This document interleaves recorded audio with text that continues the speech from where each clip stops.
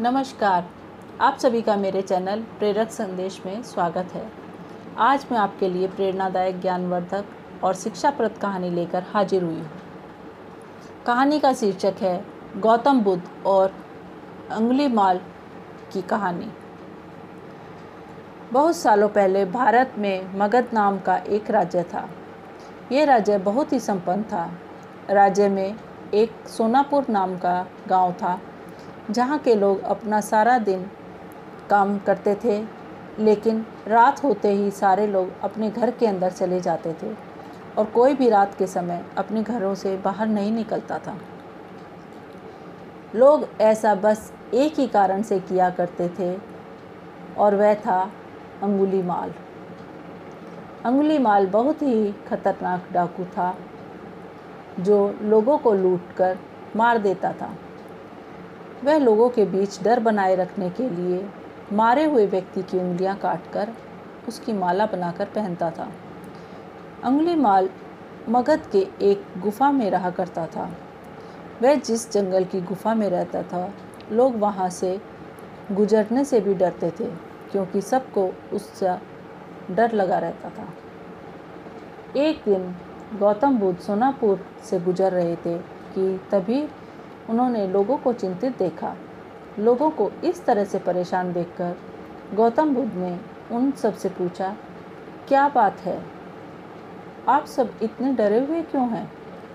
ऐसे में लोगों ने महात्मा बुद्ध के सवालों का जवाब दिया।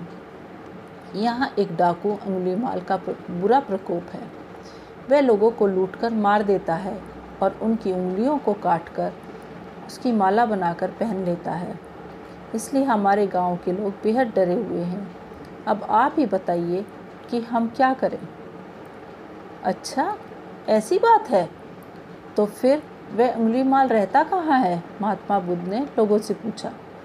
ऐसे में एक व्यक्ति सामने आया और महात्मा बुद्ध को बोला, वह जंगलों में रहता है। जंगलों के अंदर एक गुफा है, जिसके अंदर अंगुलीमाल रहता है।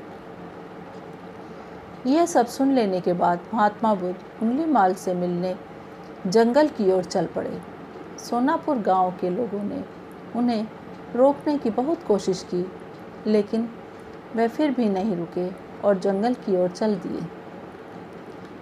जैसे ही वे जंगल के पास पहुंचे, तब अंगुलीमाल अपनी गुफा में से निकलकर हाथ में तलवार लिए खड़ा मिला।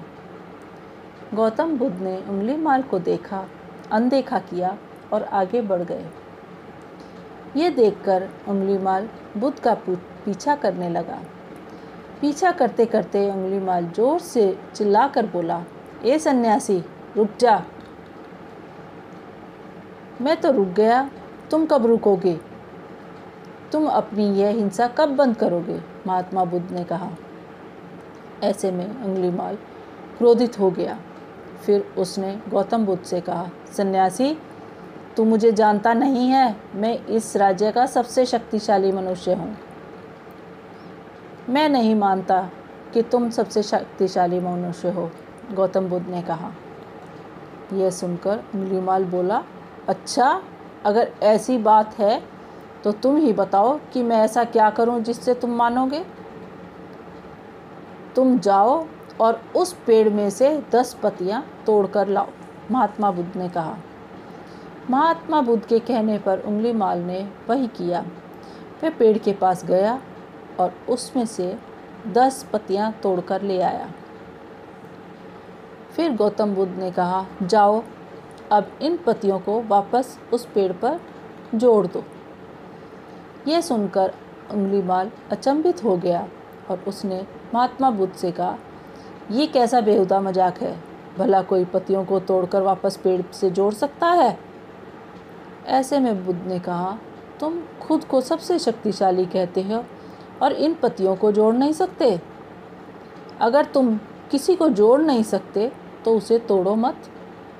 अगर तुम किसी को जीवन नहीं दे सकते तो उन्हें मारो मत।